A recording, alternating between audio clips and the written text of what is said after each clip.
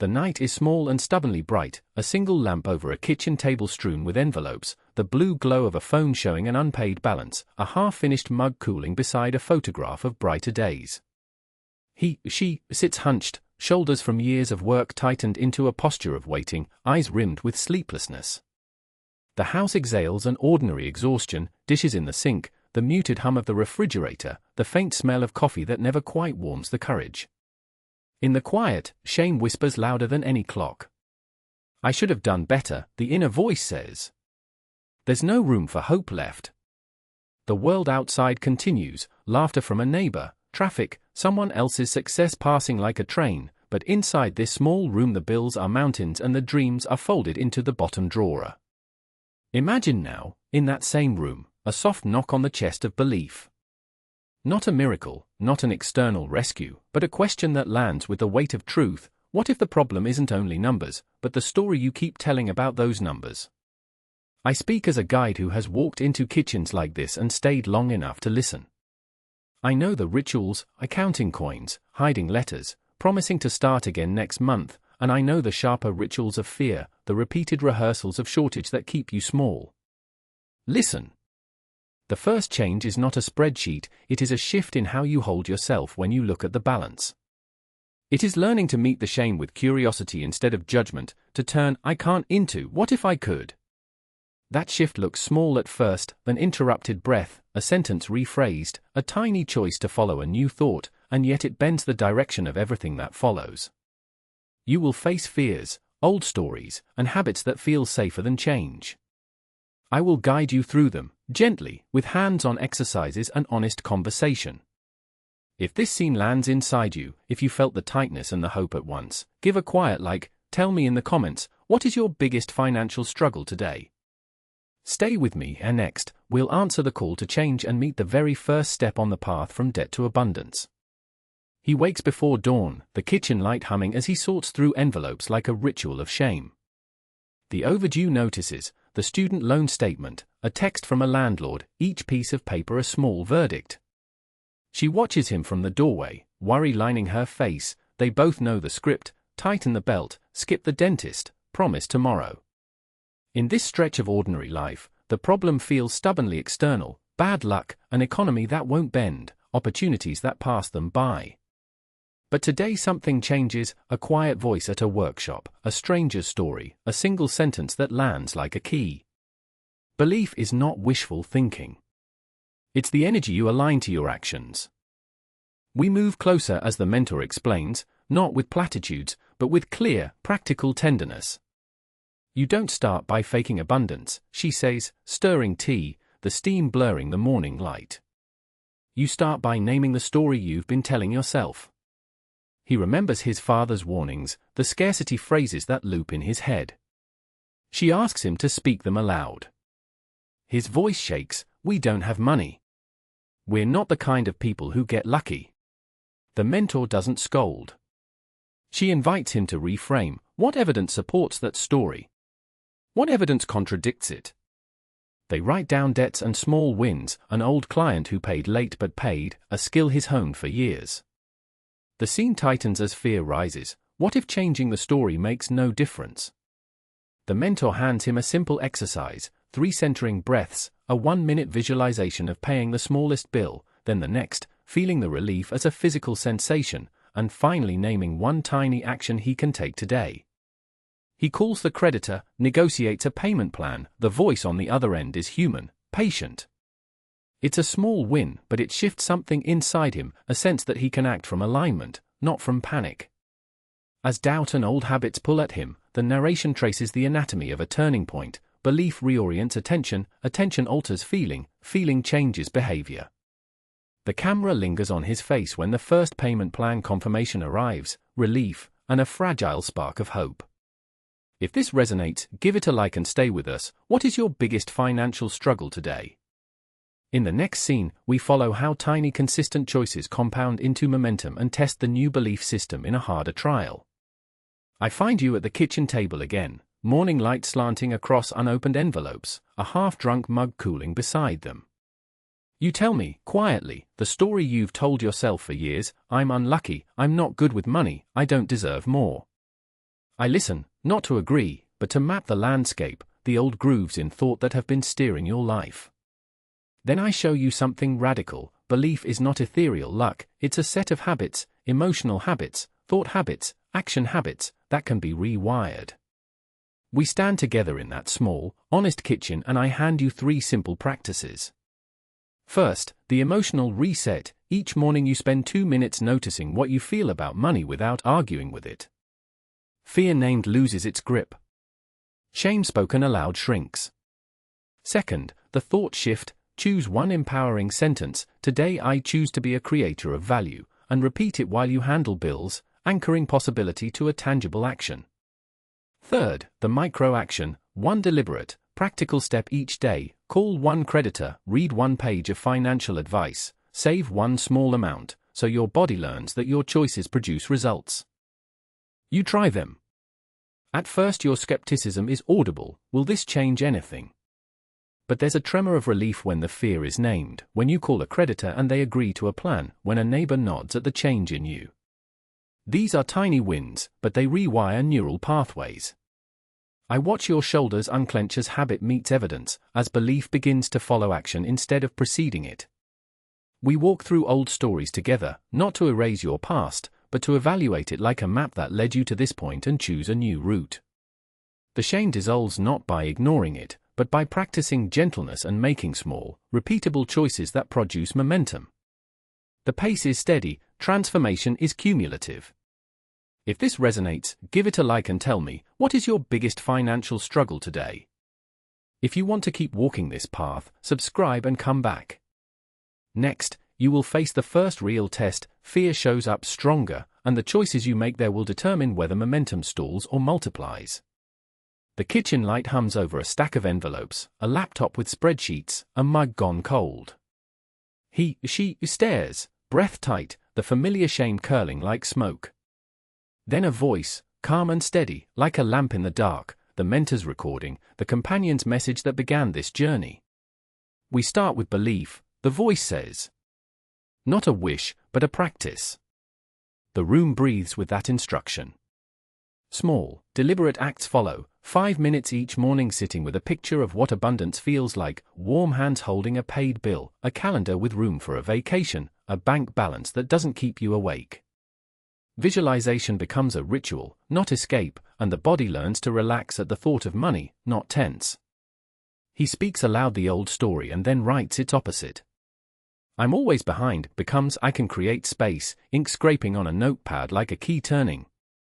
The mentor guides through a simple exercise. Name 1 fear, then name 1 tiny action you can take in the next 24 hours to disconfirm that fear. It's humbling and electrifying. The first tiny win arrives almost comically, a refunded fee, a forgotten coupon applied, a neighbor's freelance request that pays a month's phone bill. It's not luck, it's the magnetism of aligned attention and willing action. With each small victory the shame loosens. Nights begin to hold possibility instead of dread. But the trials arrive, the old voices that scream scarcity when a bill arrives, the impulse to hide the mail, the knee-jerk purchase that numbs anxiety for a day. He practices naming the voice, scarcity, thank you for trying to protect me. Saying it out loud makes it less true.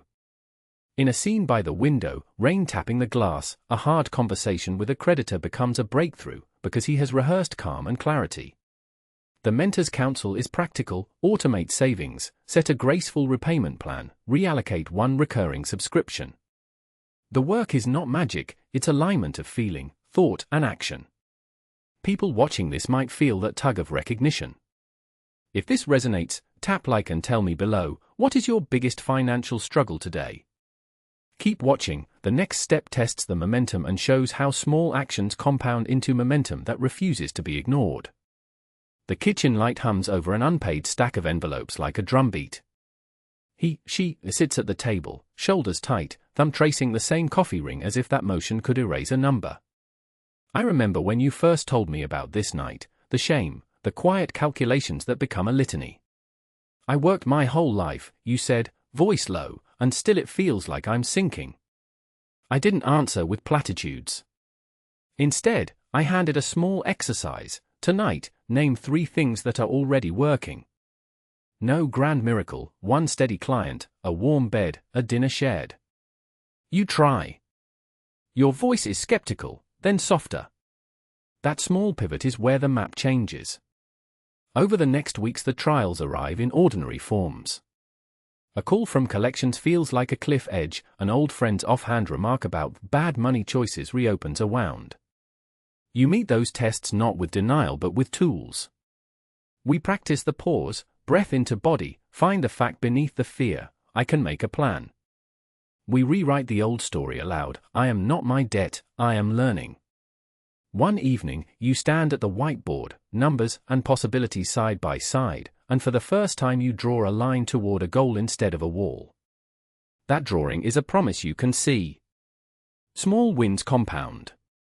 The first time you negotiate a late fee down, your stance changes, negotiating becomes less about begging and more about claiming fair terms.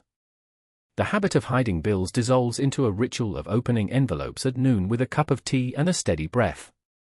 A neighbor notices you smiling more and asks what's different. You tell them about a tiny ritual, 10 minutes of gratitude before budgets, and they try it and tell you it worked too. These are the allies on your road, tiny choices, honest conversations, the discipline of showing up. There are setbacks, a check bounces, a fear resurfaces, but now you have a language for moving through them. What did this moment teach you? I ask. You answer, sometimes haltingly, sometimes with a small laugh. Each answer is a doorway. If this resonates, a gentle like helps others find it, and tell us below, what is your biggest financial struggle today? Stay with me, the next step goes deeper, to the single belief that, once shifted, changes how money finds you. Night falls over the small kitchen like a soft, honest curtain. Our hero sits hunched at the table, a single lamp casting a halo over scattered envelopes, an old calculator, the half-drunk tea gone cold. The first attempt at change was messy, a budget drawn with trembling hands, a mantra whispered between laundry loads, a tiny emergency fund started with spare coins. Tonight feels different because the practice has a pulse. There's a subtle shift, the kind that doesn't announce itself with fireworks but with steadier breath. I can do this, they murmur, not to the room but to a new version of themselves. That sentence is small, but it is a doorway. The tests begin as they always do, a call from a creditor, a sudden car trouble, the old story rising like a ghost. Shame leans forward, familiar as an old sweater. Memories of missed opportunities press. Yet inside the tight knot of anxiety sits a newly learned tool, an emotional checkpoint. They stop, place a hand on their chest, and ask, what am I believing right now? Naming the fear softens it. I am afraid I'll never recover, they admit aloud. The simple act of saying it makes the belief negotiable. Then they practice the next step, they counter with evidence, small wins catalogued on a sticky note, a payment plan agreed with a calm voice, 3 days of sleeping 5 hours more than before. Each proof chips away at the certainty of scarcity.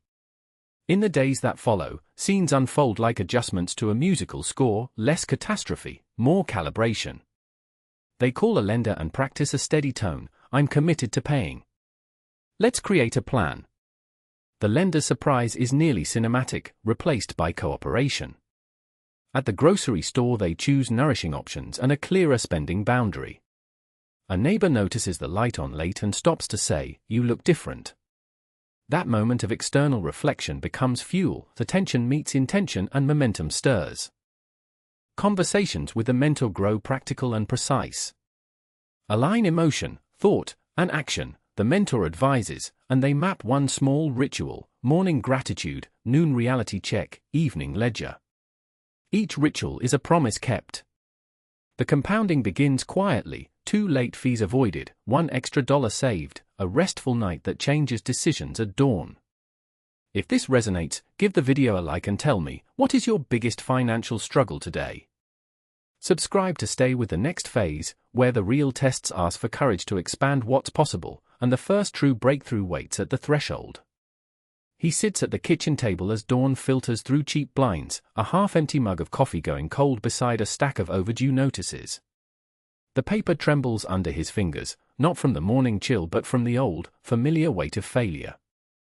I sit across from him, no lecture, only steady presence, and he finally admits the story he's been telling himself for years. I'm not enough, I'm always behind, money runs away from me. The room holds that confession like a held breath, then exhales as we begin to rewrite it. Begin small, I say. Find one truth you can feel. He laughs, brittle, then writes 3 lines on the back of a bill. I paid attention today. I asked for help. I chose one tiny action. The smallness of it is its power. We build a simple ritual, a morning 2-minute gratitude focused not on numbers but on feeling, warmth in the hands, a safe roof, a neighbor's smile. Each feeling is a signal, not a sentence. When he practices, his shoulders drop, shame softens into curiosity. We practice a conversation aloud. What scares you? I ask. He answers, voice catching, that tomorrow will be worse. I mirror it back, softening the edge. What would you need to believe for tomorrow to be different? He imagines one bill marked paid, the relief like sunlight on his face. That imagined relief becomes a compass. I give him a tool, a money appointment, 10 minutes daily to check numbers, adjust one line, celebrate one small win. It's mundane, disciplined, and impossibly freeing. As days pass, his posture shifts in small, visible ways. The locksmith of habit gently turns old locks open. A neighbor returns a borrowed tool, a client pays a small invoice earlier than expected. These are not miracles but signals, momentum answering alignment. Fear still prowls at night, whispering old scripts, but now he knows how to name the predator and call it out. There is work to do, reframe the stories, honor the emotions, take the tiny actions that compound into change. If this resonates, a gentle like helps others find this path.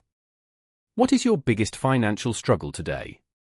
If you want to keep walking this road together, subscribe and we'll meet again. Next, we'll face the decisive turning point where belief becomes irreversible action. The kitchen light is thin and forgiving as you sit at the table, a stack of envelopes like small mountains in front of you. Your hands hover over a pen, and for a moment the room is only the whisper of your breath. You remember the nights when fear felt heavier than the mattress, the calls you let go to voicemail, the avoidance that felt safer than the possibility of being judged. Then you remember the guide's voice, belief is not a wish, it is a practice. You close your eyes, breathe, and for the first time in months you name one clear, believable next step instead of drowning in 100 impossible ones. You call the creditor. Your voice trembles at first, honesty has that effect, but you speak calmly about what you can realistically pay and the date you'll keep. On the phone, the representative pauses, then offers a restructuring you didn't expect. It's not magic, it's the momentum of aligned action meeting a small opening. You hang up and feel something loosen inside, like the first spring thaw after a long winter. That afternoon you stand in the sunlight by the window, counting the small wins, an extra shift, a trimmed subscription, the jar of change you dismissed. Each one is modest, almost laughable beside the total debt, but each is a seed. The guide taught you to celebrate these seeds. Gratitude amplifies energy, so you write them down, 3 short lines, and the words look improbable on the page. I did that. I followed through. I made a call. At dinner, your partner notices the change in your posture. You look lighter, they say, and you realize how much shame had bent you. You tell them about the call, the restructure, the plan to automate a small payment every month. They reach across the table and squeeze your hand. It's a practical promise and a quiet ceremony. That night you sit with the visualization exercise again, this time adding details, the color of the new bank alert, the laugh you'll have when you clear a balance, the smell of the coffee at a table where bills are a file, not a mountain. You sense the old scarcity stories shrinking, fear still knocks, but it no longer owns the door. Momentum is not an event, it's a rhythm you create by tiny consistent choices. If this scene landed with you, tap like and tell me in the comments, what is your biggest financial struggle today? Subscribe to stay with this journey, and next, we'll confront the deep habits that keep scarcity alive and build the blueprint that makes abundance stick. He wakes before dawn, the kitchen light a soft promise as steam rises from a cheap mug. The desk where last week's notices still lay is no longer an altar of shame but a small command center, a notebook with 3 simple columns, a phone charged, a breath practiced. She stands at the window, palms on cool glass, repeating the phrase the mentor taught her until the tightness in her chest eases. Alignment precedes outcome, he had said, and now the words feel less like theory and more like a habit that steadies her hands. When the time comes to call the creditor, the old story whispers, "What if they laugh? What if it's worse?" She answers with a different voice, the one built over weeks of tiny rewires, honest, calm, clear. "I can do this," she tells the person on the other end, and, surprising both, an extension and a workable plan are offered. The relief is not fireworks, it is the quiet, warm thaw of a winter morning. He sits back, closes his eyes, and lets gratitude settle into his shoulders like sunlight. Outside, rain hits the pavement in steady, optimistic taps. A neighbor returns a favor with a paid referral, an old client replies to a thoughtful email and asks for more work. These are not miracles but the predictable returns of consistent alignment. Each small yes compounds, a bill arranged, a budget adjusted to reflect values, a habit of saying no to impulsive scarcity impulses.